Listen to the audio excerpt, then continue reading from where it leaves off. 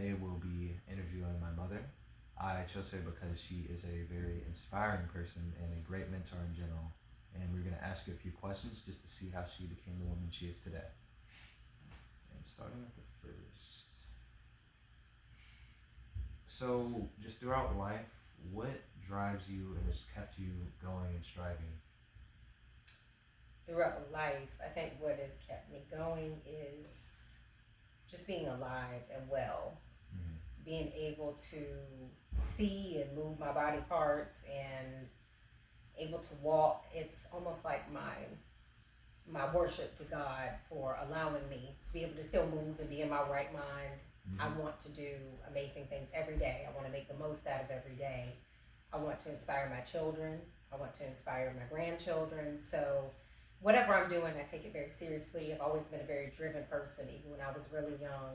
100%. Yeah.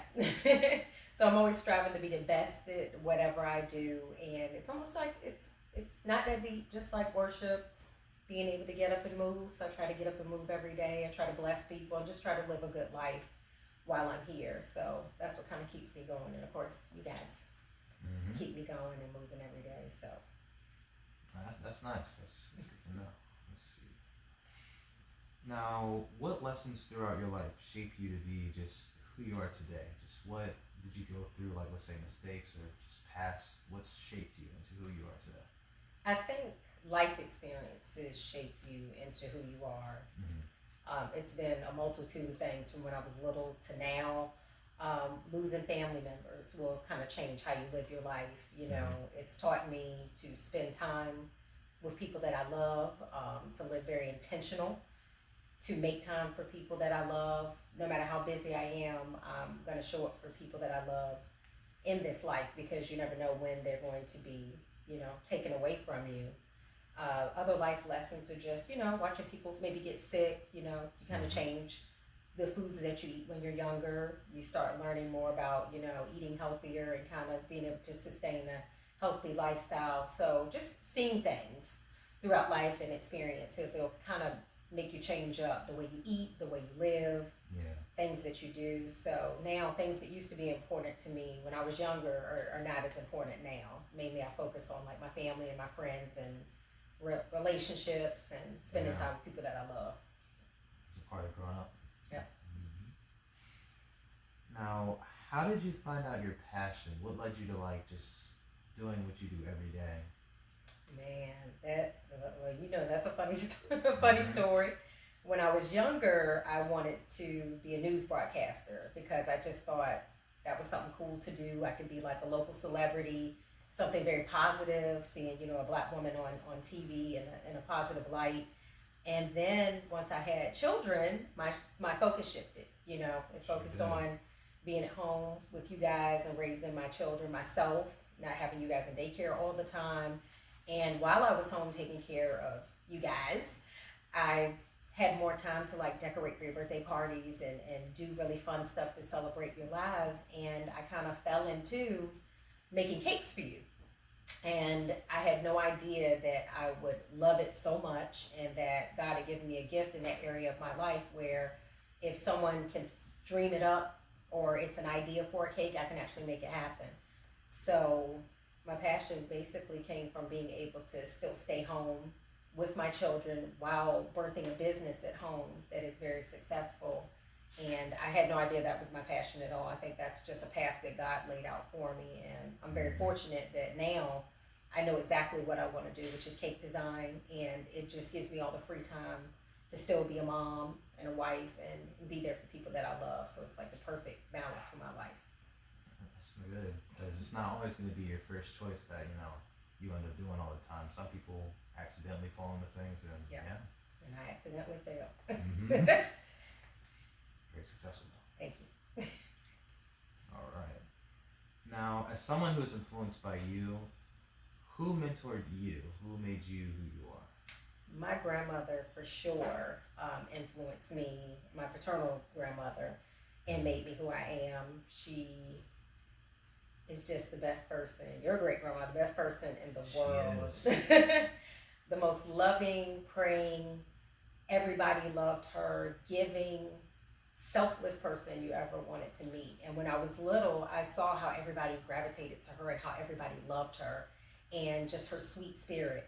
And I think her strength, because no matter what life threw at her, she was always pleasant and beautiful. I don't even remember seeing her get mad much when we were little. We didn't mind her, she would get stern, but she just was a gentle, amazing woman. And I want it to be the same for my children and create those.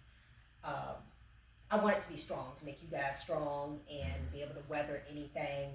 And her foundation has always been her relationship with God. So I wanted to mimic that too in our home and with you guys, because I just saw her be able to maneuver through anything. And life threw her some hard things and curveballs and illnesses, and lost a child, and she still was standing and able to give so much love. So that is the person that I want to mimic myself behind. And that's why my family was so important, because to her family was everything.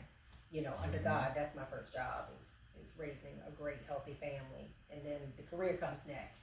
Yeah. Because it's only such a short time we have to raise our babies. So that's priority. That's beautiful. I like every last bit of that. All right, now, what is the source of your creativity? What gets them juices flowing? The source of my creativity. I think I'm a natural born creative, and I think I pass that on to you and your brother and sister. Sometimes just looking at, you can draw inspiration from everything. Yeah. Sometimes it's if a client tells me their story behind the cake, like if someone in the family was ill and it's a blessing that they're alive this year, or it can be a tree or a sunset, something beautiful that I've seen in life to inspire me to kind of go further on the cake. But usually when I'm working, it kind of happens organically, if that makes sense. Mm-hmm. When I'm working on a project, ideas would just flow into my mind. So I think I'm a natural born creative person, but I do draw creativity from what's around me, visual things that I see, and my mood has to be right too in order to receive. Mood's a big part. Yeah. Mm-hmm. If I'm feeling down, it's not gonna flow. So I have to kind of set a creative area where everything's kind of clean and in order, and then I can kind of flow and be creative with whatever I'm doing. Well, that's really nice. I definitely in a neat spot, and just in general, just to think, get it done, especially when it comes to schoolwork, obviously, but chaotic creativity, spaces. It's not gonna work. It's not gonna work at all. All right, now, how do you balance the roles of a wife, business owner, and mother all together and flawlessly execute them? You think it's flawless? I do. It's hard. I'm still learning, because those are a lot of roles. I don't want anything to overshadow like our relationship with God. That's first. So I think sometimes I do think I struggle with it, because if I have a lot of work going on that week, sometimes I do feel like I'm not as present with the kids. Your dad helps out a lot when it comes to things that have to get done that week. As a team, we can make sure we tackle everything at home that needs to be done. But making a plan, like making sure we do something special, if it's just us going out to get dinner together as a family, or us sitting down, or us coming together and spending time together. Basically, you have to be intentional and make a list and make sure you check it off sometimes, because the time can get away from you. So I'm still learning how to balance them all, but I think the most important is like ranking them in priority. What's the most important, and then working your way down. Even if I have to stay up late after you guys have gone to bed or miss sleep, I can do the customer stuff later. But while you're awake in the waking hours, and try to work during the time when y'all are in school, and then when we have time, when everyone's free, spend time with you guys. And sometimes it's late nights or early mornings in order to get it all done. So time management for sure. It takes a lot of work. It does. Now, speaking of how you said planning, our next question actually is, what type of goals did you set for yourself to reach your current potential? Wow, I set so many goals. I'm type A by nature. I'm very driven, so the goals have kind of changed throughout the years, but I definitely wanted to leave an amazing legacy for my children. I didn't want you guys to work as hard as me and Daddy have to work. We wanted to basically leave you guys a little bit more wealthy by the time we leave here. Another goal is just to be happy and to be physically fit, take better care of myself, kind of watch how I take care of you guys.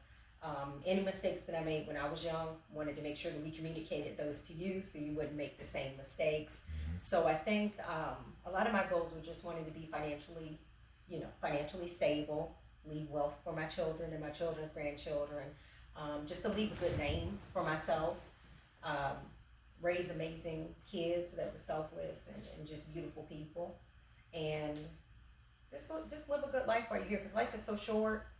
It is. It can be gone so quickly. I think, which the pandemic kind of showed us, anything can happen and kind of shift everything. Where what used to matter doesn't matter, and what's really important, we all see it now. So, mainly goals are just being successful, and I think I really strive to do that because if I'm successful, then you guys will have an easier path growing up too. So, And that sounds like a great mother right there.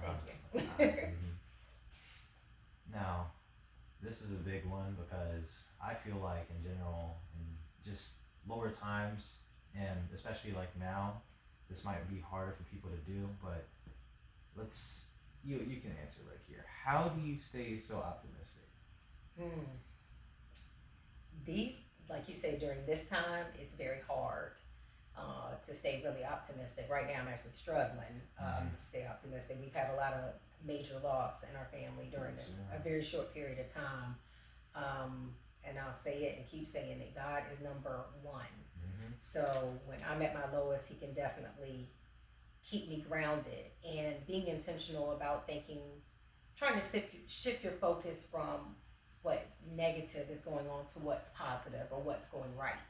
We might have a lot of challenges right now, but everybody's alive, everybody's healthy, everybody's moving forward, everybody's financially, doing well. So those are the things that are going right. It could be way worse. I always think about that. Like, might be difficult right now, but it could be 12 times worse. So I try to just be really, really cognitive of the blessings that we have right now. Mm-hmm. And then, with us, we love the sun. So we're like, the sun is healing. So we try to get outside and, feel the sun, try to have a positive, get in a positive environment, creative environment. And, just prayer and, us as a team, if we see one looking a little off or down, we all try to swarm in and make sure we pick each other up. So you have to be really intentional with trying to stay optimistic. Yeah. And I think this has taught us, like, through everything in life, you're going to have to try to look at the positives when it seems like everything negative is swarming around you. You will. Yeah, so you got to fight for your peace some days, but Mm-hmm. Yep. Now, what quote did you say? Because I thought that was very big. You said something about switching negative to positive. Yeah, focusing more on the negative. No, focusing more on the positive than the negative, for sure. I don't know if I made a quote about it, but just you have to kind of place your eyes on what's going well rather than what's going wrong. Mm-hmm. That's the mindset you need. Cause focusing on all that negative, you're not gonna have happy thoughts, basically. No, it will drain, and it will drain you. Mm-hmm. Yeah, it will definitely drain you. Well, yeah, that's all we had, and That's it. like I said, that was great. You did very nice. Thank you. I can exactly see why you are my inspiration 100%. Though, very successful woman, very driven, just great in general, and yeah, that concludes it. Thank you for once again coming and listening, and good night. Good night. You're a reflection of me, son. So.